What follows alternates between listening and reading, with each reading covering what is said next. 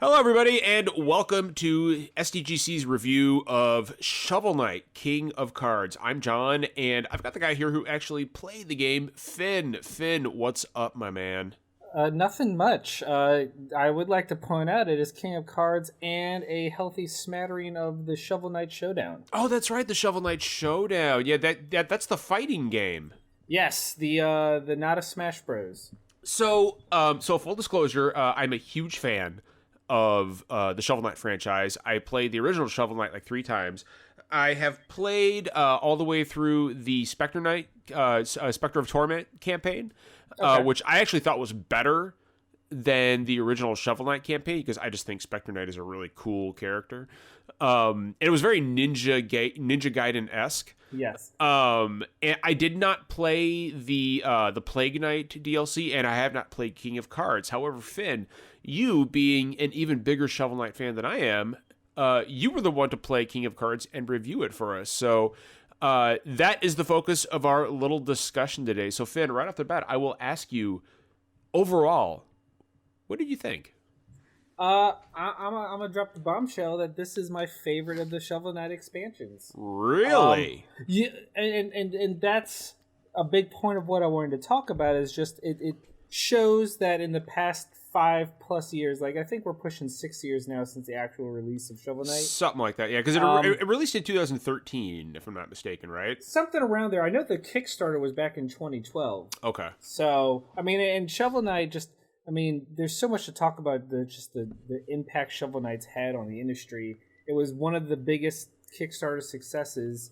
It's gone on to become like the indie game of the generation, of just terms of ubiquity. You know, I mean, like it's not every day that an indie game pops up in Smash Bros. Right. Well, and I think the only Kickstarter that has surpassed it is Bloodstained, if I'm not mistaken. Correct. So, I mean, and then but point is, King of Cards shows the culmination of that 5+ years of game development and improving on their formula. And as good as Shovel Knight is, and it's still that good to this day, like you can see in each successive game, like Plague to Spectre to King, what they've learned and how they've improved. And all it really did when the credits rolled was make me super eager to see what Yacht Club does next. So, from a character perspective, again, having not played Plague Knight, I won't comment on him, but I know that the bit of DLC that involved Spectre Knight, which was not even, I think it's a kind of a disservice to call it a bit of DLC. It's a full-fledged game. Spectre Knight is a very he's a tragic hero. He didn't come across to me as evil or villainous. He just kind of got caught in a bad set of circumstances, but King Knight comes across to me as much more overtly awful. I believe the correct term is total dick. Yeah. I mean, and that's what's hilarious about him, and that's part of the strength of this game is the writing. The writing has always, like in the original Shovel Knight, the writing was there, but no one was really playing Shovel Knight for the intricate lore. And then each successive game has really ramped up the writing and the plot, and then King Knight is a legitimately laugh out loud funny game. The dialogue, King Knight, for those that don't know, this does take place as a prequel, even to it's almost concurrent to Spectre Knight's prequel story, because while Spectre Knight's hunting for the knights to join the order, King Knight is desperate to become a king because he's just King Knight. His mom keeps calling him Prince, and he's like, no, Mom, I'm going to be a king. And the dialogue between the mom and King Knight is hilarious, and then so he decides to become the king of a card game called Joustus. And that is one of the biggest surprises of this game, is that it has a full-fledged collectible card game, triple triad style inside the game called Joustus, that is almost as addictive as the actual platforming. Now, do you have to finish Joustus in order to actually finish the game itself? Is this an integral part of the game? You do not. I mean, don't get me wrong. The game is designed around you to do it, but there are ways around the having to like battle everyone in the game for Joustus cards and stuff. You don't have to. I did, so don't ask me what those are. But I know I have seen mention that it is not a requirement. So if card games are not your thing, you are not forced to participate That's as much good. as you would have to. Because card games are not my thing. Well, then good. You will not have to. You'll be fine. There are other ways to play, and what I like is, I mean, from Spectre Knight, every expansion, one of the coolest things is, yeah, you're basically replaying the game again, but the way the knights move and the way they play turns it into a completely different game. Yeah, again, like just to reiterate, Shovel Knight was your basic, it was very Mega Man-esque, like I understand you didn't have a Buster Cannon, you had a shovel, but he controlled a lot like either Mega Man, or maybe more apt comparison would be Scrooge McDuck from DuckTales. McDuck. That is correct. Yeah, exactly. Spectre Knight was just straight up Ninja Gaiden. Up Ninja Gaiden. How does King Knight play? So, I know you didn't play Plague Knight, but I do want to bring it up because I want to treat this review as just an all-encompassing evolution of Shovel Knight as a game. So, Plague Knight, I think, was one of the most complex characters, and probably, I think, of the four, my least favorite to play as, just because he was so complicated. I found myself struggling to play with him more, because of all of his bombs and the delays and the timers and charging up for the triple jumps and all that. I think Spectre Knight was the most fun to play as because of all of his mobility. Good. Yeah. Running up and down walls, like there's times when you would grind the rails on your scythe, and just the diagonal dashes off things.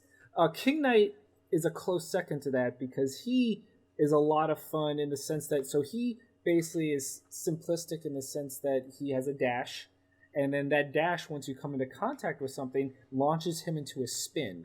And from that spin, it's like Shovel Knight's down thrust. You basically pogo off stuff with that spin, and then in the spin you can dash again, and so you're chaining dashes and spin jumps to keep yourself pretty much in the air for most of the game. And that sense of always being mobile and moving forward really makes it feel fresh.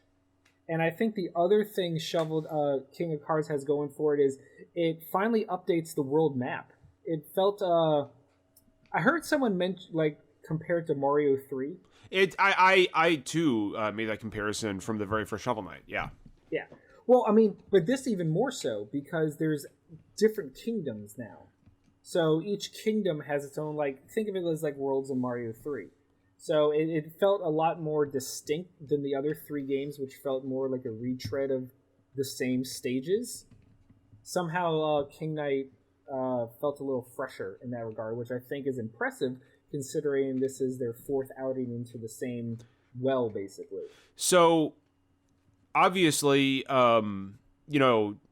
given that you are still operating in the same world, and the sorceress is trying to put together the the Order of No Quarter, I do have to ask, or maybe I've been assuming this entire time that you just fight the same bosses, the same knights, as you do in Shovel Knight and Spectre Knight and Plague Knight. So, I guess my question is.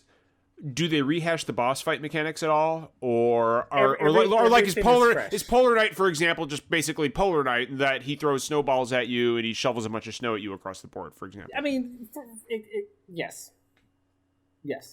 Do you feel did you feel a little disappointed in that regard? In that okay, I could have used maybe something different. I could have used something new, maybe. No, really, and because it's like going into a Spectre Knight or Plague Knight. It's the way the whole game is different changes everything. So it's that on top of the fact every boss fight does have new mechanics. So it's not just a retread. Okay. So it's and just because each game has tweaked the boss fights so that it doesn't feel like retreaded, and that coupled with the new mechanics of your new character makes every boss fight feel more fun again. It doesn't feel like you know what to expect right off the bat. And then when you factor in the new magical abilities or relics or whatever you want to call them, they're always something different in each game. I really like their take on it with King Knight. Interesting. Okay, so the different mechanics are not necessarily due to the bosses, but due to the way that King Knight plays. You have to rethink the way that you approach Propeller Knight, for example. Right. Now, and also, no. I was just going to ask if you're going through the same stages or not. I mean, yes, you will be going through variations of the stages, but they're remixed to the point where I didn't feel like the themes you're getting into, but you don't know exactly what to expect. Okay. And each fight is so worth it for the dialogue that precedes and follows. Yeah, I've heard the writing in this is excellent. Like, it's the best out of the bunch. Yeah, well, 100%, because King Knight is a piece of shit who thinks he's the best, and so his hubris and arrogance are just amazing. And then it's all wrapped up in the fact that his goal is to become king of a card game. And then at the end, I don't know how much we want to get into spoilers. Let's just say that it ends with how Shovel Knight begins, and King Knight has joined the Enchantress. That's where we'll go. Interesting. Now, so is Black Knight there? Because he's always been my favorite Shovel Knight character. Black Knight is in the game, and that's all I'll say. Now, see, oh, you know what? I was going to launch this thing about how I would love a playable Black Knight game, but we're talking about King Cards, so I'm not going to do that. The other thing I wanted you to bring up, Finn, is the fighting game, because I don't know. Yes. I don't know a lot about this. I haven't played it. I've seen it, bits and pieces of it at various PAXs. Of course, King of Cards has been in development for a very long time. But yes. I don't know. I don't know too much about the Shovel Knight fighting game. Well, and what's the word? To be fair, in full disclosure, I did play this the least amount of them, because I most of my time was spent on the actual trying to get through the meat and bones of the campaign. Correct. And so let's see. From what I played, I unlocked a couple characters and stages. There's still so much more, and full credit to Shovel Knight Showdown for having an unlockable list that gives you hints to how long you have to play or what you have to do to unlock certain characters and stages, so that you're not guessing or heading to the internet game facts every 5 seconds. I thought that was really cool, because it does have that Smash Bros. Feel when you're unlocking something new. You're like, oh yeah, I can't wait to see what's next. Because, for what most people will view as kind of like the secondary aspect of King of Cards launching, Shovel Knight Showdown, I mean, I only played against bots, so, fighting games against computer versus real people is always going to be different, but it was a lot of fun. Every knight and every character played very differently. I think my two favorites were Mole Knight and Shield Knight. But then, I mean, the Enchantress is in there. All the characters you would think would be in there are in there, and they all play pretty much exactly how you'd expect. Characters like Plague and Spectre Knight and King Knight you are more familiar with because you played an entire game as them. But all of them are in there. Polar Knight is in there. Propeller Knight. Like, if you want to play as a character, they exist. So, I mean, there's a ton of different rule sets. I really appreciated it. I forgot the name of it. They named the mode something, but it's basically a randomizer that randomizes the level, the characters, the mode, the cheats that are activated, because there's like in-game cheat modes that you can activate. I do want to play more, but I don't feel like I'll get too much out of it unless I have people to play with. So so I guess that's my next question, Finn, is that, so obviously there's online in this, yeah? I don't actually know. I assume there is, but I have not tried it. Okay. I never even attempted, so I want to say probably, but please don't quote me on that, because I don't know. I would just be guessing. Okay, so let's just assume for a minute that there is online. It's a I keep forgetting the name of the damn game. Joustus. Shovel Knight Showdown. Sorry. I keep wanting to say Smashdown for some reason. I mean, because it's a Smash game. Exactly right. So for Shovel Knight Showdown, assuming that it has online functionality, is this something that you see thriving on a platform that is just utterly dominated by Smash Brothers Ultimate? No. I liken it... okay, I will preface this by saying, you know what, this is an incredibly well-made and balanced game. Like, no character felt overpowered compared to others. Obviously, I'm still a novice at it, but it's fun. You can tell that this was not a throwaway mode that they've been working on. This has been an actual thing, and it's also the final part of the promised Kickstarter bonuses, the 4-player fighting mode. But this I don't see it succeeding anywhere above, like, what are the other ones? Like Rivals of Aether is one, Brawlout is another Brawlhalla.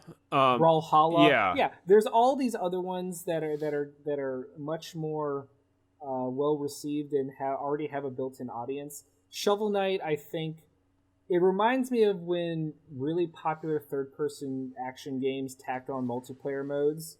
You know, like Last of Us or Uncharted. Like, yeah, there's an audience for it, but it's never what people are buying the game for. So what you're saying is that it's really well made, but at the same time a little bit unnecessary? Like, yes. Okay. Great. And I don't want it to come off as I'm feeling like it's pointless or that their effort isn't appreciated, because again, it is very fun. You just don't see yourself dumping 100 hours into it. I do not. No. I play Shovel Knight for the platforming and the bosses, and I did appreciate that King Card added a bunch of like bonus bosses that weren't in the others because of the Joustus matches. Oh, interesting! I didn't know that. Yeah, there are fights that I honestly I actually don't remember in the original Shovel Knight if you fought the Troupple King, the giant apple fish. No, thing. I didn't fight him. I played it on PS Vita originally, so I fought Kratos, and then I played it again on Switch. Okay, so there is no Kratos. Yeah. But yeah, so there are new boss fights in this, again, to help keep it fresh. But the main point of this release, which is the King of Cards, and I do want to briefly mention how addictive Joustus is. I know you don't particularly care for card games, but lots of people do.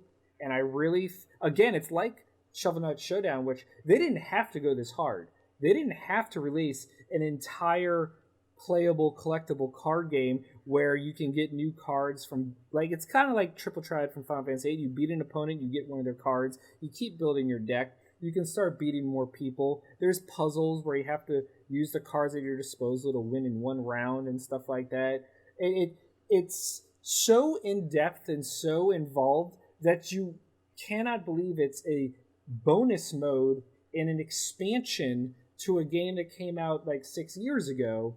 And then you couple that with what they did with Shovel Knight Showdown, and you're like, Yacht Club Games are fucking magicians, because no aspect of this release is subpar. The actual platforming, the actual card game, and the actual fighting game are all incredibly well made and fun. And that's impressive. So I guess at the end of the day, Finn, my biggest question for you is simply because I think you are the guy in the podcast who has played everything Shovel Knight related now. Obviously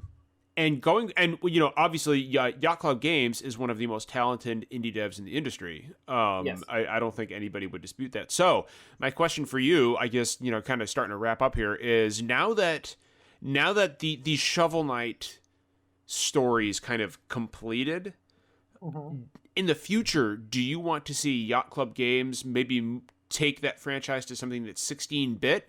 Or do you want them to move beyond Shovel Knight and let them try something new? Right, like that's the question, because we know they're also publishing that guy's Cyber Shadow game, which is really cool. Yes. But that's not like their developers. They're just publishing it.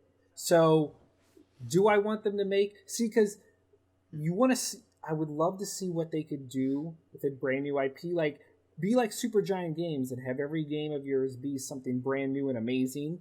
But on the flip side, I desperately would love to see what their like Mega Man X of Shovel Knight would be. Like jumping to 16-bit and seeing what you could do. And if it's an evolution that Mega Man X was to Mega Man, like I don't even know if my brain can handle that level of quality jump for Shovel Knight. Like that's incredible. I don't know. I'm torn. Like, the selfish answer is grow your development team and have two teams, one working on Shovel Knight 2 and one working on a brand new game. Then we all win. Yeah, but we all know that's probably not going to happen. So I know it'll be interesting to see where Yacht Club goes beyond this. But what I do know is that, honestly, I think at this point, nobody would deny that the Shovel Knight franchise as a whole is probably the most successful indie franchise that the industry has seen. and nothing but congratulations to Yacht Club Games for what they've been able to pull off. I mean, Shovel Knight I think has like transcended the indie space and become somewhere in between like a big mainstream title and something that's independent. Because right, like it's so fucking everybody knows Shovel Knight, you know. Like, yeah. I mean, there's a Shovel Knight amiibo. There's a Shovel Knight amiibo, multiple. You know, like he's multiple. There's four. There's four. Yeah, I've got them all now. There's 4 Shovel Knight amiibos. Shovel Knight is an assist trophy in Smash. Put him in Smash, Nintendo. He's perfect. But Shovel Knight, I think, is that indie property that has, again, it's not a big AAA game, but it has transcended. Finn, I don't know. Do you kind of see what I'm saying? No, like it's somewhere in between.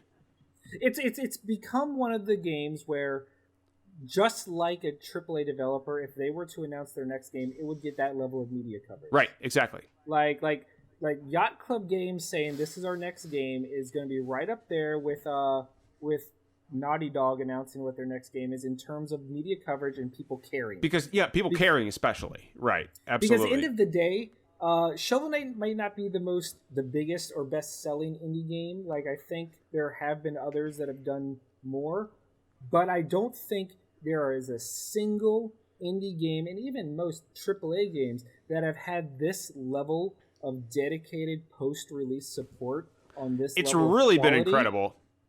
It really has been. And I mean, the fact that fans 5+ years later have been chomping at the bit for the final piece of DLC, like, what other game can you say people outside of like an MMO or a games as a service can people go like, yes, finally the next part is out? Right. Most people move on. Shovel Knight, not so much. Well, this has been extremely enlightening, Finn, and we're bumping up against our time here, but I do want to ask you if you have any closing thoughts from anybody who may be listening about King of Cards. Shovel Knight, now that the treasure trove is out, and for the price of what the original Shovel Knight used to be, you can get everything. That's an incredible value.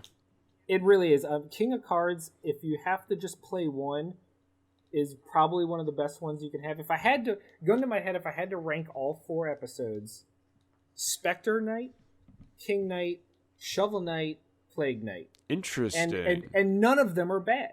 Like, that's the thing. Like, yes, one has to be best and one has to be worse, but that in no way means any of them are not worth playing. Like, they're all incredible games, and they all are so fresh a take on the same like story and levels that you never get tired of doing it. You never feel like you're going like through the motions or going like, oh, not this level again. You're like, oh, I can't wait to see what they did with this level again. That's a rare thing in games. So awesome. Bravo to you, Yacht Club. Well, just before we get off, wanted to send a quick thank you to Pop Agenda for the review code. We received that code earlier this week, and we wanted to get our review out.